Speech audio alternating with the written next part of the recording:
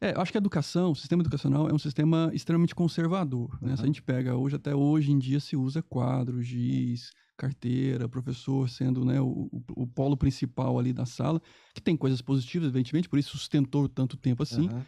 como também tem coisas a serem avaliadas e questionadas.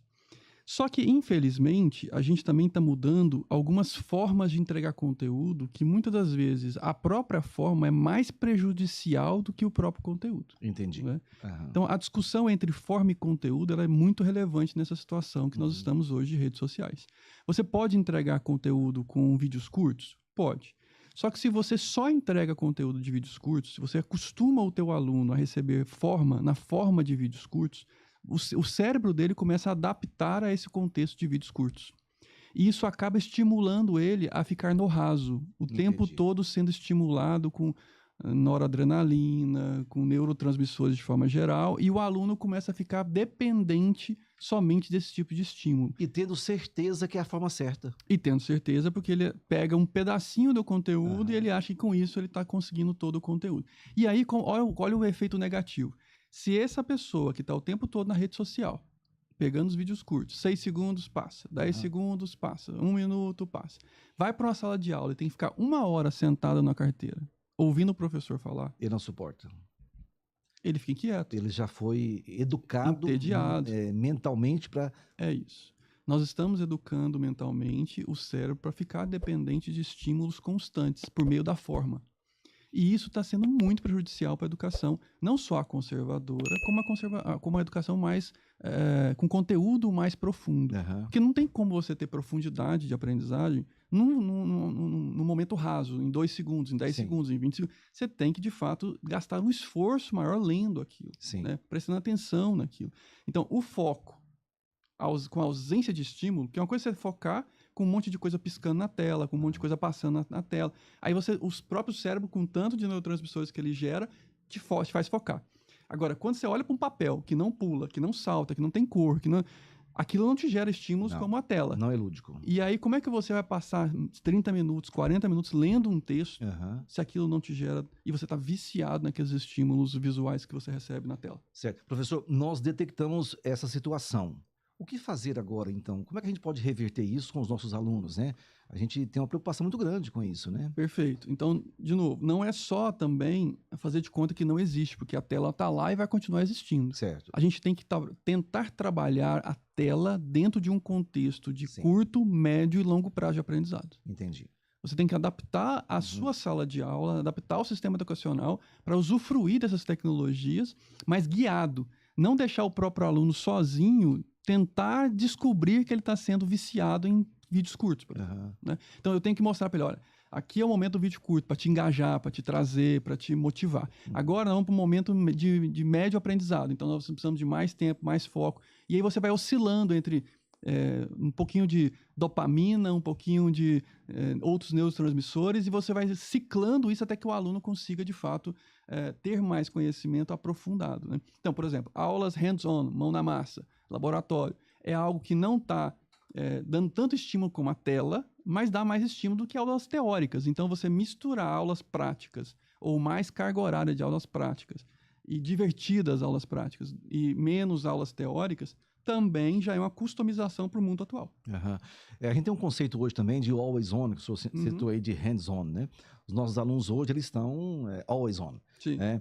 E o senhor citou também a forma que a gente pode transpor essa forma que eles estão sendo, eu ia usar uma palavra domesticados, mas eu acho que é pesada, né? Que eles Sim. estão sendo formados, né? O cérebro deles estão sendo formados aí. Por outro lado, nós temos os docentes, né? Sim. Como que nós, docentes, podemos quebrar essa barreira também, né? Ficar mais aberto a isso, mudar a nossa forma de dar aula, de conversar com os alunos, né? Porque a inteligência artificial, eu entendo que ela vem nos ajudar, que ela está a nosso favor, né? A gente tem que entender isso melhor nessa passagem Sim. para que a gente possa contribuir. O papel do professor também vem mudando. E é isso um choque para muitos que, às vezes, resiste à mudança. Aham. Ainda ontem eu falava com alguns alunos. Imagina, ser professor já não é fácil por Sim. natureza. Depois você tem que ser professor e atualizar de tempos em tempos, porque o conteúdo vai mudando. Aham. Agora você imagina ser professor numa disciplina de IA que muda a cada segundo, a cada minuto. Uhum. Então, o meu papel como professor deixa de ser conteudista. Sim. Meu papel como professor passa a ser de tutor. Eu acabo sendo o curador, Um dinamizador de situações, de de aprendizagem. trazer contextos, de mostrar exemplos, Aham. de trazer as dúvidas, colocar na sala de aula. Se eu tentar ser conteudista, eu não vou saber exatamente o que aconteceu semana passada, com todos os detalhes. Aham. Eu não vou conseguir acompanhar todas as semanas, passo a passo, né, o desenvolvimento da IA. Então, é mais por necessidade também, mas por entender que este é o caminho. Esse é o caminho que nós temos que seguir. Ser mais tutores do processo do que conteudistas do processo. Sim. O conteúdo é super importante e relevante, especialmente em algumas faixas etárias, em algumas bases curriculares. Agora, temos que entender que o papel que os alunos estão precisando hoje de nós, especialmente essas novas gerações, é muito mais de tutoria. Sim. É muito mais de soft skills. É muito mais de comportamento do que de conteúdo. Certo. Isso não existe curso para professor disso, né? Infelizmente, não. Isso é uma vivência, uma consciência, né? Isso. E muitos professores, têm um certo medo da inteligência artificial, né, professor? Recentemente, o governo de São Paulo anunciou o uso da inteligência artificial na produção de material, no auxílio dos professores para isso, né? E causou uma polêmica danada, né? Até hoje tem essa polêmica lá. E às vezes, por eu ser da área também, me questiona, né, se a inteligência artificial vai substituir o professor. Uhum. Eu até teria essa resposta, mas acho que a do senhor é melhor. Tá bom. Esses dias eu lembrei que nos anos 60, se não me engano, se não me falha a memória, alguns professores americanos fizeram protestos contra a calculadora. Nós tínhamos uma ferramenta em sala de aula Sim. que, segundo eles, traria muito mais prejuízo de aprendizagem do que ganhos de aprendizagem. Uhum. Passa-se de 60 para 2023, a gente sabe que viver sem calculadora hoje é impossível. Sim. Isso está no celular, isso passou esses anos todos sendo muito bem utilizado no comércio e assim por diante. Então, o ponto é errado usar calculadora no ensino? A resposta é depende. Uhum. Em que momento você está introduzindo a calculadora no ensino? Para qual faixa etária? Para qual conteúdo prévio? Para qual conteúdo posterior ao uso da calculadora? Em que momento metodológico você coloca a calculadora para validar, ou para ensinar, ou para não pensar? Sim. Não é? Então, quando você vai ensinar lógica matemática, evidentemente você tem que tirar a calculadora do processo. Né? Quando você vai pensar pensamento matemático, pensamento lógico matemático, você tem que evitar a calculadora do processo, porque a pessoa tem que desenvolver o pensamento matemático. Entendi. Né? Agora, uma vez que ela sabe, que ela domina o pensamento matemático, e ela precisa otimizar, acelerar, aumentar a produtividade do que ela faz, por que não usar um HP? Por que não usar uma calculadora? Perfeito. Mas, veja, ela consegue ter o aprendizado do desenvolvimento matemático, pensamento matemático. Sim. Agora, a mesma coisa com a IA. Uhum. Se a gente colocar a IA para substituir o pensamento e o aprendizado, tá errado. Tá errado. Agora, se eu desenvolver o pensamento, por exemplo, de escrita, de redação, de lógica nessas crianças e posteriormente usar a IA para ser uma espécie de tutor no processo, para usar a IA para ser um validador do que ele fez, ou usar ele para ser um analista do que a IA fez, você está, na verdade, usando a ferramenta de forma positiva. Então, eu costumo dizer o seguinte: a gente não pode fazer julgamento de valor de ferramenta. Ferramenta não é boa ou ruim. O que é bom ou ruim é o uso da ferramenta. Sim. Eu dou sempre o exemplo da faca. Você pode pegar a faca e cortar um alimento, que é um uso excelente, positivo para a faca. Você pode pegar a faca e matar alguém. A culpa é da faca? A tecnologia que é o problema? Não é. É o uso da tecnologia. Então, a IA é igual à calculadora, é igual à faca, é igual a qualquer outra tecnologia que surgiu e vai surgir. A gente tem que saber como utilizá-la. Aí entra a ética, aí entra a moral, aí entra outros fatores que podem permear essa discussão nossa. Mas o fato é, não se pode julgar a IA. Então, assim, regulação, por exemplo, de IA. Se começar a julgar, a regular a IA e começar pela palavra, a tecnologia ou o método tal não pode ser, tá errado. Porque o método tal pode ser usado para o bem e pode ser usado para o mal. Sim. Então você tem que regular a aplicação, o efeito, a causa, né? A consequência, perdão, não o método que está sendo utilizado para aquela solução. Então, talvez poderíamos concluir que o professor sempre vai estar sendo esse tutor, esse dinamizador, né? E usando a inteligência artificial como subsídio, como ferramenta para ele trabalhar com isso? Seria isso, né? Perfeito. E aí eu vou responder a tua pergunta. Aham, A IA vai substituir o professor? Qual tarefa? aham. Nós temos que perguntar, Pô, qual tarefa? exatamente. A tarefa de repassar conteúdo, isso o Google já vem fazendo há um tempo, e depois a IA vai explicar melhor com cada referência que está lá. Essa tarefa de conteudista talvez fica menos para o professor. Sim. Agora, a tarefa de tutor, a tarefa de conselheiro, a tarefa de curador do conteúdo, a tarefa de organizador, por isso que tem currículo. Porque senão todo mundo poderia pegar cálculo 3 sem pegar cálculo 1. Né? Porque existe uma curadoria no processo, uma lógica para aprender aquilo. Então, toda essa trilha de aprendizado, né, o que a gente chama de design de currículo, ela tem que ser feita por alguém que tem experiência para fazer. Sim. E conduzir. E detalhe importante, a gente está falando muito de educação 5.0, que é aquela educação customizada. Sim. Isso a IA vai ser imbatível para conseguir fazer isso. O que é a educação customizada? A gente, com a Revolução Industrial, colocou 30, 40, 50, 60 alunos na sala e dá a mesma aula para 60 alunos. Isso. Por quê? Nós precisamos massificar a educação, nós precisamos gerar mais trabalhadores. Isso é o conceito da Revolução Industrial e funcionou assim até então. Né? Qual que é a grande dificuldade nossa como professor? A gente olha e fala assim, aquele é diferente daquele, que é diferente daquele, que é diferente daquele, e eu estou dando a mesma aula para todos eles. Com a IA eu vou poder individualizar. Com a IA, eu consigo chegar mais próximo da customização e da personalização das aulas. Isso é único na história do mundo. Olha só. Eu dou muito exemplo do alfaiate. É a mesma coisa que aconteceu com as roupas. A gente tinha alfaiate, fazia a roupa do nosso corpo. Aí a gente precisava massificar isso. Produção em escala. O que a gente fez? Criou os padrões P, M e G. Você quer roupa? Você se encaixa no padrão. Ou é P, Sim. ou é M, ou é G. Né? E as suas variações. Beleza. Agora, a gente vai conseguir voltar atrás e fazer o alfaiate digital. A gente vai ser escaneado no varejo, na loja, e aí a loja vai imprimir para nós a roupa alfaiataria digital. Né? Isso é a personalização. O mundo vai passar por esse processo, na educação, na moda, na saúde. Né? Todas essas áreas vão ser personalizadas. Então, respondendo a tua pergunta, a IA vai substituir o professor? Depende da tarefa. Agora, o professor que estiver antenado, que entender o benefício da ferramenta e conseguir colocar isso para o usufruto da formação do seu aluno, esse é insubstituível. Sim. Com as tecnologias, há também um afastamento das pessoas, né? E o distancio das pessoas. E isso pode ser potencializado com recursos cada vez mais da inteligência artificial? O que o senhor... Acho. Porque a gente o senhor acabou de dizer aí que vai ter essa personalização, vai ter essa personificação minha. E, de repente, esse contato pessoal, viver em comunidade, com a minha família, né? Isso, será que vai potencializar?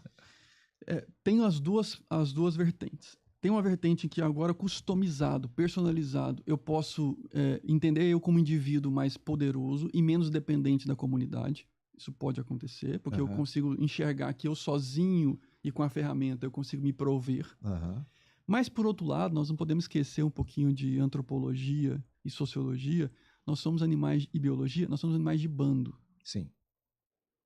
Como animais de bando, a gente nunca vai ter felicidade plena sozinho. Isso é uma aulinha básica, né, de biologia. E aí, toda vez que a gente faz um movimento de isolamento, a gente tem perdas psicológicas, emocionais. Então, a gente tem que favorecer o coletivo. Porque senão nós não somos homens sapiens. Para ser homem sapiens, a gente tem que favorecer o coletivo. Agora, como favorecer o coletivo? Com essas ferramentas. E aí vem a chave. Para mim, a IA vai fazer muitas tarefas que a gente faz hoje. Porque nós somos hoje robotizados. Sim. A Revolução Industrial nos trouxe essa capacidade de robotização do ser humano. Nós fazemos um monte de tarefas hoje que você olha e fala assim, não faz sentido eu ficar repetindo isso aqui. Eu não estou usando tanta energia cerebral, tanto neurônio para repetir isso aqui. Olha o desperdício de energia biológica e mental que eu tenho nas tarefas do dia a dia. Aí a IA passa a fazer isso e eu tenho mais tempo para fazer outras Se tarefas. Nós formos inteligentes, nós vamos traduzir tempo livre em voltar a ser humano. Não vamos deixar de ser mais robóticos e voltar a fazer o que só o humano sabe fazer e pode fazer em relação à máquina. Ser humano.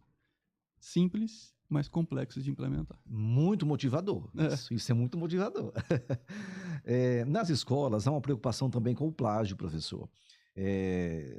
O professor pede lá uma produção textual, uma redação, o aluno vai lá no ChatGPT, pede uma redação, diz que série que ele estuda, né, o perfil dele, e a ferramenta faz a redação, inclusive soltando a nota que ele quer, se for para o Enem, por exemplo, Sim. 700 pontos, 800 pontos, para não transparecer que foi uma ferramenta que fez.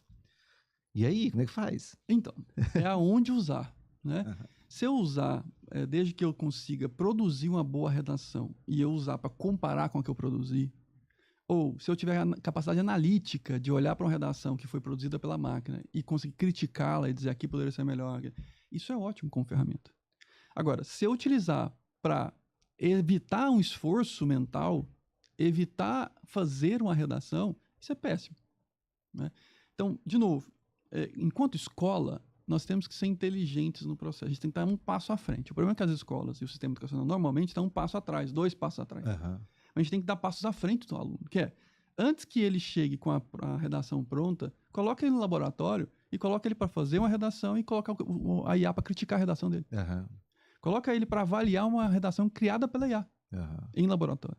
Ou seja, empodera esse aluno junto com a ferramenta. E não dizer para ele, você está proibido de usar a ferramenta. Uhum.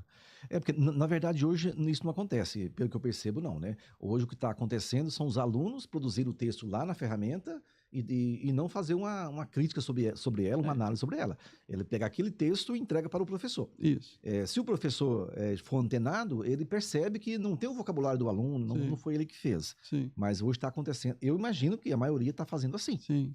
Mas porque o processo continua sendo um processo muito conservador, que o professor passa um tema para o aluno fazer a redação. Sim. E ignora o fato que o aluno tem a IA à disposição dele, gratuitamente. Então, já que ele já percebeu que tem um volume significativo de alunos que devolvem a redação feita pelo ChatGPT, então está na hora dele inverter o jogo. Ele está dizendo, olha, agora eu vou passar para vocês a redação do ChatGPT, eu quero a crítica. Vá lá, faça a redação. E eu quero a crítica. Entende? Eu quero que você me explique, eu para a turma, eu vou sortear 5, 6, 7 para fazer a crítica aqui na frente para mim. Do que o ChatGPT fez de certo e fez de errado. É mudança de metodologia mesmo. Tem que mudar a metodologia, assim. Senão a gente vai continuar insistindo e buscando, fazendo as mesmas coisas, querendo resultado diferente. Né? O mundo mudou, a gente vai ter que mudar junto. Outra preocupação que eu tenho ouvido é que pode potencializar as desigualdades sociais com a inteligência artificial. O senhor tem ouvido isso, falado sobre isso? O que o senhor acha? Toda tecnologia, de certa forma, quando ela nasce elitizada. Sim. A gente chama até de early adopters, assim, usuários recentes e tudo mais. Primeiro porque nem todo usuário está disposto a fazer esses testes, essas iniciativas iniciais e tal. E depois que, normalmente, tecnologia está atrelado com conhecimento. Então, as pessoas precisam ter uma base de conhecimento normalmente maior para que elas consigam entrar nesse mundo de forma mais prematura. Né? Então, de fato, o início da tecnologia ela tende a ser mais elitizada. Mas como toda tecnologia, ela quer pulverizar o uso. Sim. Aí ela quer ser mais maciça, ela quer tentar fazer isso de forma mais aberta. Agora, é sempre assim, ó, toda vez que eu pulverizo a tecnologia, ela fica mais barata, aí vem uma nova mais elitizada. Aí eu pulverizo a mais barata e vem uma nova mais elitizada, né? Então, as mais novas, elas vão continuar sendo elitizadas pelo custo que elas vão nascer e a capacidade que as pessoas têm de acesso a elas. Certo. E a privacidade nossa, ela vai... a gente precisa ter mais cuidado com ela, a gente precisa... porque a gente está muito exposto hoje, Sim, não está? Total. Assim, a gente praticamente 100% da população brasileira ela tem o seu dado exposto, quase 100%. Né? Todo mundo já recebeu uma ligação que não queria, já recebeu um e-mail que não faria sentido, mas está lá seus dados CPF, seu telefone, tudo lá. Aí você diz, mas como é que conseguiram meus dados? Né? Então, isso, quase 100% da população hoje está exposto com seus dados. O que vai acontecer daqui para frente talvez seja uma consciência maior da população. Pedindo o cumprimento da LGPD, pedindo para que as próximas vezes que a empresa solicitar o dado, ele não vai dar, ou vai dar em algumas condições. Só que isso acho que é um processo de médio e longo prazo. Ninguém hoje em dia vai deixar de usar um aplicativo porque lê os termos de uso e não aceitou. Aham. Ele vai continuar dizendo próximo, ok, nem lendo, como a maior 99% da população faz. Nem lê o termo de uso, aceita para usar o aplicativo. Uhum. Né? Então, ainda vai ser um processo muito de conscientização, de regulação e de cumprimento da lei. Uhum. Isso ainda vai demorar um certo tempo. No futuro, eu tenho quase convicção disso, a gente vai estar tão protegendo os dados que a gente vai começar a comercializar os nossos dados. A gente mesmo? É. Porque hoje quem comercializa Isso. são as Big Techs. A gente vai ter uma fonte de receita que são os nossos dados. Aham. A gente vai dizer, olha, assim como você pode ser um cobaia de um experimento científico e você recebe por isso, com todos os cuidados e cautelas que deveria ser, você poderia falar assim, eu vou disponibilizar meu dado para a Google e eu vou receber lá $10 por mês, Aham. $15 por mês. Acho que foi o professor Anderson que falou que se você está em um site, em um portal, e você não está pagando, o produto é você. A gente tem essa convicção lá, né? Tem uma frase famosa na computação que é essa, né? Se você não paga pelo produto, o produto é você. O produto é você. Né? Essa é e é verdade, né? Não é à toa que por muitas soluções da Google, por exemplo, ninguém paga de forma direta pelo Gmail, ninguém paga por usar o Google, né? Então, de alguma forma, alguém paga aquela estrutura e não é barata aquela estrutura toda. Então, as empresas que pagam pelo Ads, pela propaganda no Google, elas pagam para te reter a atenção. Sim. Né? Então, a gente tem que entender a economia que a gente vive hoje. A gente vive uma economia da atenção. Hoje, grandes empresas competem com pequenas empresas por atenção. Todo mundo compete por atenção. Então, o Netflix compete com as lojas americanas. As lojas americanas competem com a loja de colchão da sua esquina, com o mercadinho. Porque todo mundo, para vender, precisa da sua atenção. De atenção. Então, o que o Google vende para as pessoas? Atenção. Sim. Voltando à escola, quais os cuidados que a escola, agora eu vou falar como instituição, né? Ela precisa ter com os seus alunos em relação à inteligência artificial? Eu vou passar pelos dados e depois eu chego na IA. Tá. Primeira coisa, assim, a escola é talvez a maior instituição responsável pelos dados desses alunos. Seja dado de imagem, seja dado de voz, seja dado de cadastro. Né? Então, a escola tem que estar muito atenta a isso. E isso acho que realmente é uma coisa que a gente tem que realmente reforçar. Dada essa proteção de dados que existe na escola, ou deveria ter na escola, a gente agora tem que usar da IA para o benefício do aprendizado. E aí é uma questão de discussão. No Brasil eu vejo muito pouco isso acontecer. Muito pouco. O pouco que eu vejo de pessoal discutindo sobre IA na educação, primeiro ou é desqualificado do ponto de vista da educação, não, porque nunca foi professor, ou não sabe o que é uma sala de aula e assim por diante, ou desqualificado em relação a IA. E tem muita gente discutindo IA na educação que não sabe nem IA, nem educação. Então, nós estamos à frente. Não, total. Total. Estamos né? bem. Total. E esse é o problema. Quem não sabe e discute, acaba proliferando mais. Exatamente. Porque tem mais marketing, tem mais acesso, tem mais canal e assim por diante. Então, nós temos que fazer um movimento nas escolas que é de desenvolvimento desse discurso, desenvolvimento dessa discussão, desenvolvimento desse embate, embate no bom sentido, embate de confronto de ideias, no sentido de criar uma solução mais adequada, customizada também, porque cada região deve ter uma solução diferenciada. Mas essa discussão eu não vejo sendo pautada de forma séria nas escolas, sabe assim? Trazer um grupo de professores, montar um GT, um grupo de trabalho, entender qual ferramenta colocar em qual disciplina, rever o conteúdo programático da disciplina para ver onde encaixa a IA, de que forma encaixa a IA. Isso tudo tem que ser motivo de discussão. A gente está deixando acontecer, e aí é que eu comentei contigo. O sistema é lento. Para adaptar ele é lento. O aluno não. E aí acontece a tecnologia chegar no aluno passando por cima do sistema. Né? E aí a gente vai correr atrás do prejuízo. Então, as escolas deveriam estar discutindo, privadas, públicas, professores, alunos, administração, todos eles deveriam estar discutindo o assunto IA na educação de forma mais pragmática, sabe? Tipo, o que nós vamos fazer com isso na disciplina de português? Isso, Senta aqui os professores de português. Como é que nós vamos fazer isso no conteúdo redação? Já que no conteúdo de interpretação de texto, no conteúdo... Como é que nós vamos trazer esses conteúdos com usufruto da tecnologia? Né? IA e outras que possam nos ajudar. Lembrando, tecnologia não vai salvar tudo. Isso também é um outro mito que inventaram lá quando colocaram os computadores. Lembra? É um computador por aluno, é não sei o quê, um tablet não sei aonde. A gente achando que colocar tablet, computador, resolveria o problema da educação. Né?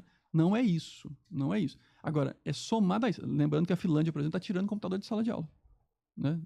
Aí, teoricamente, está retrocedendo? Não, ela está entendendo onde que vai usar. É mesmo? Né? Então, assim, você tem processos de digitalização, sim, e é importante, mas tem que saber onde utilizar. Porque você levar um aluno para usar computador, como na minha época lá atrás usava, quando começou a história de computadores, vai para o laboratório fazer pesquisa no Google. Sim. Fazer pesquisa no Google, hoje o cara faz com voz. É. Então, se você não é para isso, o que você vai usar o computador na sala de aula? Você tem que ter um roteiro, você tem que ter um plano para que isso seja de fato efetivo. Né? Uhum. E essa discussão tem que ser perene. Ela tem que ser uma discussão constante, Uhum. contínua. O uso da tecnologia na educação.